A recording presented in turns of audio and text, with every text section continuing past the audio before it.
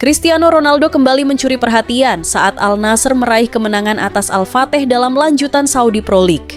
Tapi bukan cuma karena golnya, melainkan karena drama yang terjadi di laga ini. Di babak pertama, tembakan keras Ronaldo membentur tiang gawang.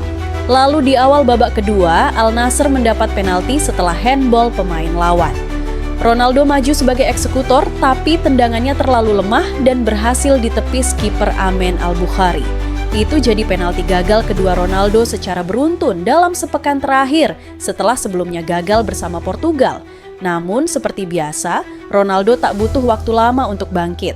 Tak lama setelah itu, ia melepaskan tembakan roket dari sisi kanan kotak penalti yang menghujam gawang Al Fateh tanpa ampun. Selebrasi emosionalnya membuat sang bintang diganjar kartu kuning karena melepas baju. Gol tersebut jadi pembuka pesta kemenangan Al Nassr yang juga dihiasi hat-trick Joao Felix dan 1 gol Kingsley Coman.